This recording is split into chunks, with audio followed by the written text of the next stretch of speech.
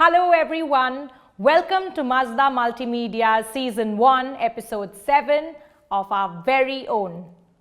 In continuation of our efforts of our previous episodes, where Mr. Dinsha Tamboli, Ervad Ramyar Karanjia and Mr. Hanuz Mistry spoke about our religion and particularly about Mobeds and Mobedi, today we present to you a young Athurnan who is also a qualified chartered accountant, cost accountant, company secretary, a law graduate and a gold medalist in Masters in Avesta, Pelvi and Ancient Iranian Languages under the guidance of late Dasturji Dr. K.M. Jamaspasa, let me present to you our guest for today, the very illustrious Ervad Darayas Parvez Bajan of Baikala Mevawala Agyari. Welcome to Mazda Multimedia, our very own channel. Thank you very much, Azmin, for the very warm introduction and pleased to be here. I'm so glad you're with me today. Coming straight to the point, let me begin with the first question. Sure. Since how many generations has your family served the Mevawala Agyari? I'm proud to inform you that my family has been associated with the Mevawala Agyari since past 6 to 7 generations. Wow. I am the 6th generation, my father is the 5th generation, and my great-great-great-grandfather was the first Panthaki of the Mevawala Agyari since when it was established in 1851 by Seth Bamanji Merwanji Mevawala. His son at a young age of 40 passed away in tuberculosis, and in his memory he consecrated the fire temple and made us the first Panthaki because we were his family Panthakis and we were taking care of his family's priestly requirements, and we were appointed as the first Panthaki of the Agyari since 1851. Let me also tell you that the Agyari was not in Baikala as we are today. Achha. The Agyari in 1851 was situated in Bindi Bazaar area. Today also the name of the street where it was located is called Nizam Street, and if we go there in Bindi Bazaar, it's also known as Parsi Gali. Even today, I just went there recently just to check. And 70%, around 150, 170 years ago, we are talking of 1851, that time almost 70% of the Parsi population of Mumbai used to stay in an area called Baharkot, which is outside the fort area. And there were roughly 5 to 7 Agyaris in that area near Goldeval, which is this Agyari is located, Bindi Bazaar area. So Baikala Agyari, Mevawala Agyari shifted in 1914 to Baikala. Setna Agyari went to Tardev. Motlibai Wadi Atash Agyari went to Jogeshwari. Shroff Agyari went to Jamshedpur. Kapawala Agyari went to Tardev. So there were so many. Karani Agyari went to Khushrubag. So all these Agyaris at one point in time were located in the Bindi Bazaar area.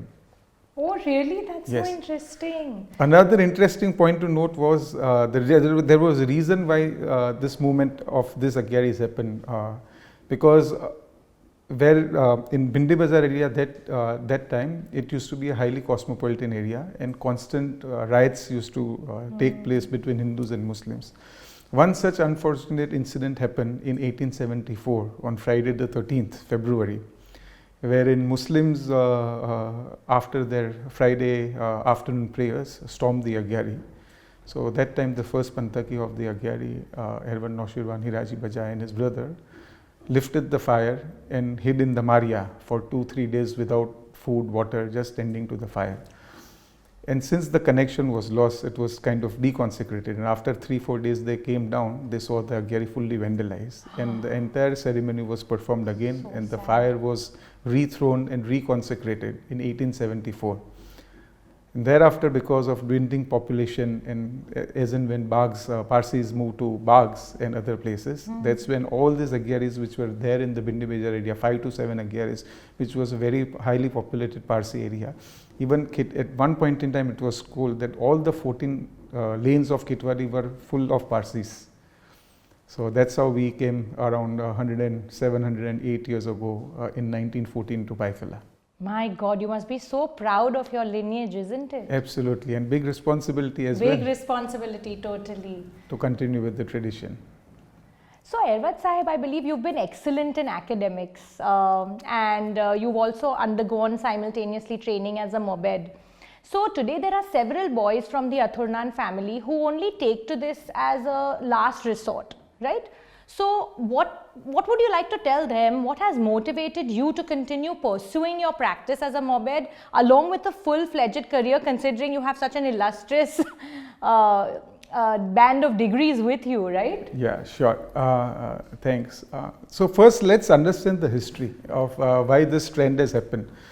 So mobedy, as we say, or is not a profession or a business, it's a vocation, which is passed on from generation to generation. Father teaches the son, son teaches his son. And many years ago, before the advent of population or migration of population from rural areas to urban areas, this 150 years ago, most of the Parsi villages used to have madrasa or a school wherein they used to take care of the training of the religious and priestly training was given to students.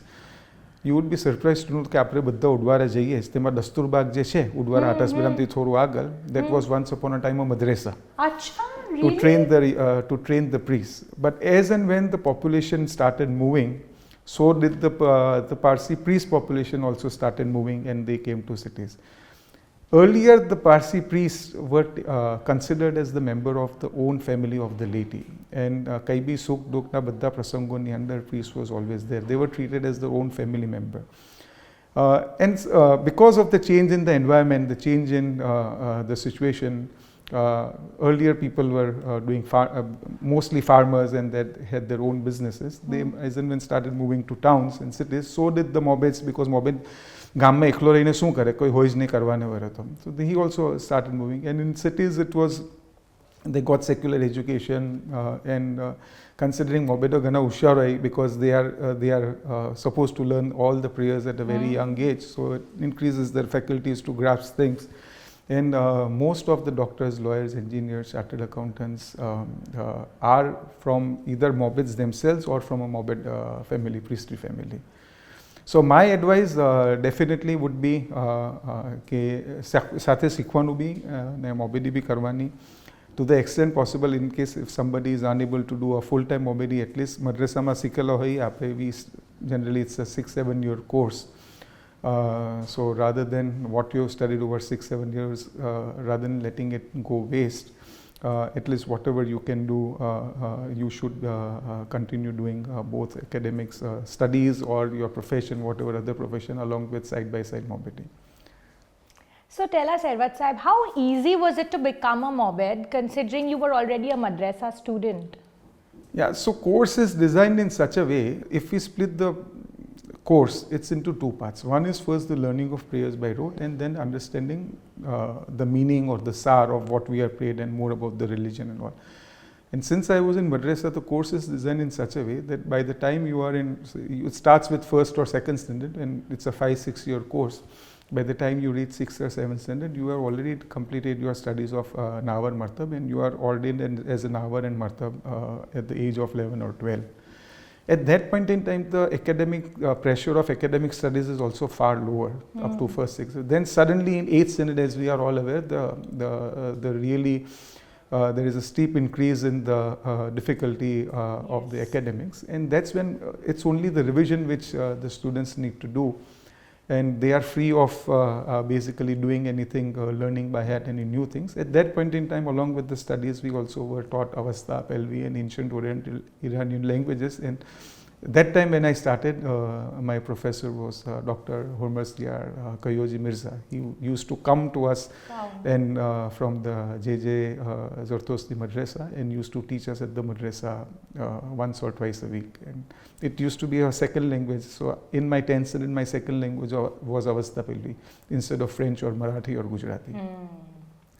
So that was and that started me on the trend. So it is difficult. Yes, of course, we used to get up at 4:45 in the morning and used to study both. But yes, anyways, as per our requirements, one has to be an hour before attaining the age of puberty. So it serves that way. When the લેસનનો બોજો ઓછો હોય ત્યારે ભણવાનું વધારે કરી નાખવાનું, ને પછીથી when the lesson increases, you are just revising.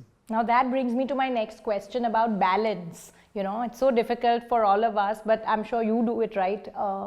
What do you think? How should you balance your priestly and professional obligations? How have you been doing it so far? And how can, I mean, you know, any message from you benefit our youth? Sure. So one is, of course, as we discussed, lots of responsibilities for taking care, but not just for me. Now, as in our religion, only the priest's son, you need to belong to a priestly family to be ordained as a priest. So that casts a very important duty on each and every priestly family to undergo their sons or wards nawar martab and train them to the extent possible, as and when, especially when they are at a young age.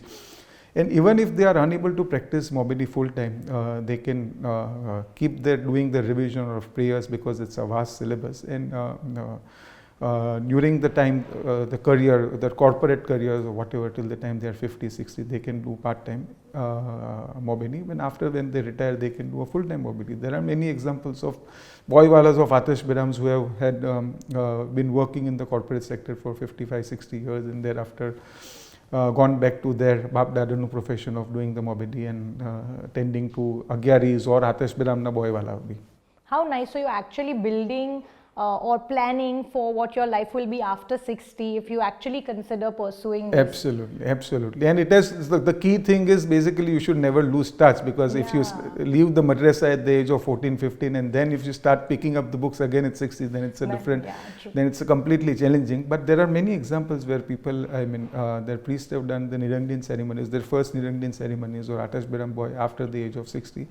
But in their all these years, though they didn't get a chance to do those ceremonies, they kept revising their prayers and continued doing that. So my advice would be that definitely, if you are unable to do it right now, at least you keep revising the prayers and have your plan B ready. Yes, absolutely. Sure. But I'm sure there must be like families who, do not send their sons to the madrasa despite belonging to the priestly family. So what advice would you have to parents, and even students for that matter, on how is Mobedi as a profession, how can you pursue it while still continuing to pursue your own niche career? Yeah. So why should you first put your boys to madrasa? So 2-3 aspects to it. First of all, the education is completely free. And education, as we know these days, along with the tuitions and school fees and all, it's fairly expensive proposition. So there's not a single rupee is charged. Along with that, you get to learn the prayers, which is also free, of course. And most importantly, you get inculcates the discipline of doing things on time, being a boarding school. So it kind of prepares you for life. So definitely there is nothing to lose. There is everything to gain by being in a madrasa, and at free of cost. So every parent or every one from the priestly family should take this opportunity of putting their wards in the madrasa and taking the benefit. In fact, unfortunately, because there were not many forthcoming families, at one point in time where I studied Dadar Madrasa, used to have 50 students. My number was 13, and every student was assigned a number, because itla bada kapra dhowa jaye to konna kaya se na kapra khabar bhi nahi like roll numbers. Yes, it is like roll numbers. At one point in time when I was studying, the number touched 50. Today it's around say 20-25, and there was Andheri Madrasa where the numbers used to be even higher, but now it's shut down because of lack of students. So I would definitely encourage more and more parents, especially from the priestly family, because નુકસાન તો કંઈ છે જ નહીં. બોમ્બેનું best level of education you are getting free of cost. આખું ભણવાનું શીખવાનું મળે છે, રિલિજિયસ નોલેજ શીખવાનું મળે છે, and over and above that your child also inculcates discipline. And why not, right? When there are so many communities who invest so much time, dedication and commitment, why not our own religion? That's one thing we need to learn from other religions. Yes, absolutely. Perhaps, that's lovely. So what is the future like? What do you think? Is there scope for Mobeds and Mobedi a couple of decades hence? See, I'll tell you, these days, first of all, the name of the religion has been changed to faith. So if you go to all international conference, so the word religion is no longer used as faith. Now, faith ni andar, I won't say you should have a blind faith, but till such time, there are 2 ways to follow the faith. One is that you follow something which somebody tells you and you do it. And our religion and our faith is one of the most scientific religion. If you have got time, patience and inclination, might as well pick up the books, get the classes or read the literature and material available to delve deep into it, rather than just baki kain nathi lakhyu. And of late we have seen the trend that it's more about philosophy of good thoughts, good words and good deeds. But that's the founding principles. But religion is the complete package, I would say, of rituals, practices, prayers, everything. All this put together is religion. And our religion is for the living, not just for the dead. It's not કે આપણું સોલનું શું થશે 4 દિવસ પછીથી. Zoroastrianism is not just a religion, it's a way of life. So we have to get ourselves involved more into the religion, not just khali prayers, whether it's social activities or whatever, but it is a way of life. So we need to understand it more and delve deeper into it to the extent possible. And nahi karvu hoy to at least koi case to tenu manvu જોઈએ આપણે. If you want to get deeper into it as to why this is something, for example, I'll just give an example. There is significance કે આપણે બૈરાઓને ટીલો કરીએ તો goal કરીએ ને માટીડાને ટીલો કરીએ તો ઉભો કરીએ. So the significance is the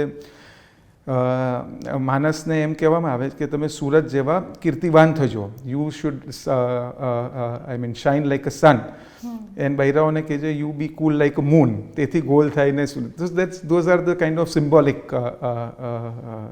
notations attached to all these things. So wow, we didn't. I'm sure none of us knew the significance of these things. Everything has got its significance, the rituals. હવે અત્યારે થયેલું જ શું કે lots and lots of people just say કે આ charity કરી નાખી, good thoughts, good words and good deeds, and that's about the religion. But that's not the only religion. That's the philosophy about the religion. But religion is much more than, and as I said, Zoroastrianism is a way of life. Way of life. I think that's my big take home, you know. Not just what happens to the soul, not just what happens to the soul when a person dies. So you should be all practicing Zoroastrianism. And enjoy your life rather than focus absolutely. on what happens later. How nice, how profound. Edward Sahib, today intercaste marriages seem to be on the rise. Now, what would you like to say to our youth regarding intercaste marriages? Sure. Not just to the youth, but I would like to give this message to the community that it's for each and every one of us to decide. But let's look at the history of what intercaste marriages has caused to our religion. And from that perspective, I'll answer this question. Sure. The first instance of intercaste marriages in our religion was in the Sasanian times, in the Sasanian dynasty. The later half of the Sasanian dynasty, the kings and princes started to marry the Arab ladies and the Muslim ladies. At that time, there was the advent of Islam. They had just started around early 7th century. And that was the key reason of the downfall of the Persian Empire, because the enemy was within, not outside. ઘેરમાં ઘૂસી ને આપણી જ dynasty એ લોકોએ ખલાસ કીધી. And after that we had to flee Iran. એક હાથમાં તલવાર હતી ને બીજા હાથમાં કુરાન હતું. If we would have accepted Islam, we could have stayed there with all our properties and everything. But instead, to save our religion, and only to save our religion and persecution, we fled Iran. જેમ એક ટોલો India આવ્યો તેમ એક ટોલો China બી ગયેલો ને એક ટોલો central Asia બી ગયેલો. Turkmenistan, તાજિકિસ્તાન આ બધી જગ્યાએ. Now China and other places other than India, જે બી બધે બાજુ ટોલાઓ ગયેલા હતા, they started intermarry within the local community, and within 2 or 3 generations, the entire Zoroastrianism got wiped off. The same would have happened if we would have continued this trend, and going forward also the same will happen if we continue the trend in India. Generally, because if we see in India also, if a parent is one parent is from one community, another parent is from another community, the child also becomes confused, especially at the time of 14-15 years as to which religion. So the child keeps becoming more and more confused, and sometimes they just go astray and go to a completely different religion if they go to a different religion, or stop believing in both the religions altogether. So in that sense, inter-religious marriage is a definite recipe for disaster within 2 or 3 generations. And let's not go very far. If we are to see our own theologies, Zoroastrian, Parsi Zoroastrian migrate થયા Australia, London, અમેરિકાની અંદર, and those who have intermarried within 2 or 3 generations એ લોકોના કોઈ બી બચ્ચાઓ કોઈ ઝોરાસ્ટ્રિયનિઝમને વડે જાણશે બી નહીં ને ઝોરાસ્ટ્રિયનિઝમની અંદર મેરી થશે બી નહીં, મેરી કરશે બી નહીં, they will not be knowing anything about Zoroastrianism. So it's a current example. We can just see what has happened in the last 70 years. Those families who have migrated abroad and those the children of their intermarried couples as to what has happened to their religion. So I would say let's open our eyes and walk with our eyes open. Wow, and while it's for each of us to decide that, thank you for this enlightening perspective, and I'm sure we'll think a lot more about this. Tell me something, Ervat Sahib. There are many, there are a lot of people who have tried these post-retirement schemes for mobeds, full-time mobeds. What is your take on, having these post-retirement schemes? I would say not just post-retirement schemes. I would like to highlight 3 religions especially. One is Jainism, one is Catholics, and one is the Bori community in India. They have got a very well organized trust to take care of the priest right from the time they get initiated to till their last breath. So whether you say Catholic priest, they lokona aakhi training ape, they get transferred. As we maybe quite a few of us may be aware that there are many priests from India who are serving at the Vatican as well. So they have got this philosophy. Similarly is the case with Jainism. They લોકો બી એ લોકોના બધા જાતના ડેરાસરોમાં all over India they transfer the priests. Similarly, Bori Muslims, they take care. They give lots of respect to their priestly class. So something not just I would say as a post-retirement benefit, but જેવો છોકરો he is trained as a priest, especially from a madrasa or something wherein he has invested and the community has invested and the child has invested 6-7 years of his life or probably more to understand. So તે knowledge આપણે સાચવી રાખવાનું, તેને વધારવાનું ને તેને આગળ વધવાનું. So anything that can be done earlier, lot many schemes have been framed, but they have only been framed but not acted upon, not implemented, or they have been implemented in parts. So it's not getting the desired results. So there is no organization, and not necessarily it can happen only through one organization. There are many organizations who can come forward, get together, get their hands together and take this level to the new level. Because આજે એવું છે કે જો બનશે તો જ તેને પૈસા મળશે. So he will think let me go into a profession which will give me some kind of pension or something which takes care of my future, because as we all know, bodies age. And a person may not be able to carry out their activities after say 60, 65, 70. So what will happen if he is supposed to live till 85, 90? What will happen to his last 10, 15, 20 years of his last part of his life? So we need and after serving the community for that long, that's the least he deserves. Absolutely. Yeah. Just like we have the pension scheme for the soldiers. Yes. They retire at 40. Even then, whatever pension they get, they get it at the end of their life. And our are soldiers, right? Yes, absolutely. So, how lovely. Yeah, and they retire at 40. Generally, the soldiers are supposed to retire at 40, because otherwise you wouldn't be able to maintain a young and energetic force to take care of the enemies. Sure. So would you rather have Parsis performing repairs in Atas Berams and Agyaris? Are Parsis even equipped, or are there any such opportunities for Parsis to display this kind of work? See, repairs to the Agyaris and Atas Berams needs to be carried out at regular intervals whenever it is required. નહીં તો બધું ભાગું વસ્તુ થઈને આખું બધું પડી જાય.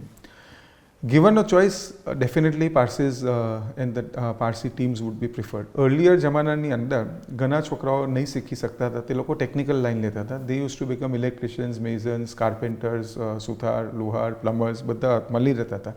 હવે ખાલી 1 કે 2 ટીમ્સ જ છે જે લોકો પારસીઓની, ખાસ કરીને બાનાજી આતસ બેરામ એ લોકોએ કીધું. I think it took them almost 2.5 years. Surat આતસ બેરામ એ લોકોએ કીધું, that also took them another 2.5 years. But till this time they are involved in other Agyaris.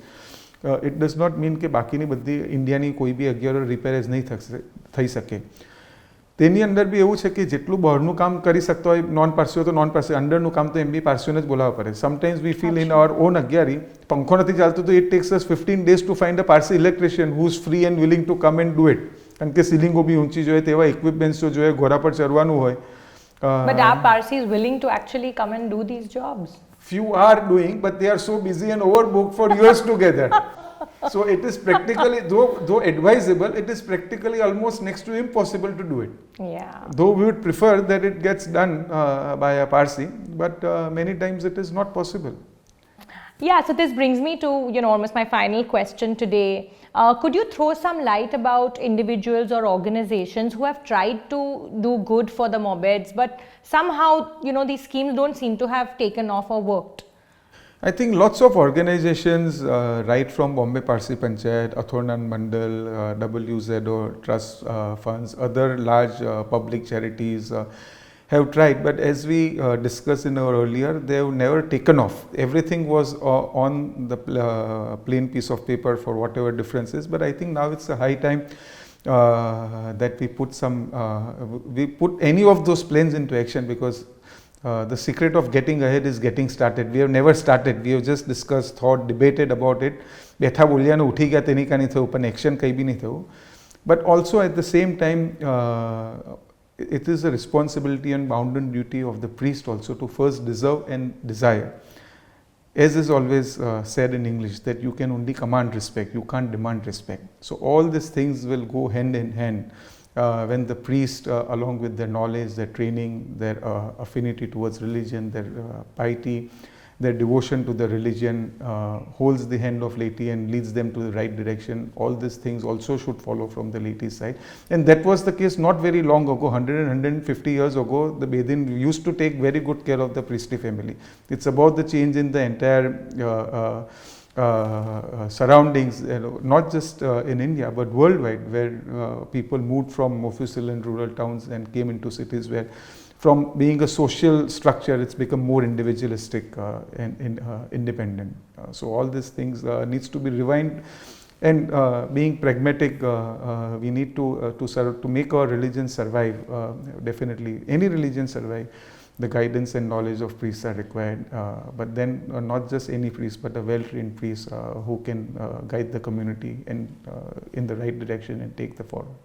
Wow, what a wonderful way to end this. I think I have learned so much just talking to you than I would have after reading a whole book. So thank you so much for your time today. I think my biggest take home has definitely been that Zoroastrianism is a way of life, and really calling forward to people, to individuals, to organizations to actually go out there and help the people who are leading our religion or our faith, like you rightly corrected me. And I hope these people wake up and smell the coffee, because we're already too late. First have the faith, as I say. Yeah, absolutely. Thank you very much for being with us today, Airwad Sahib.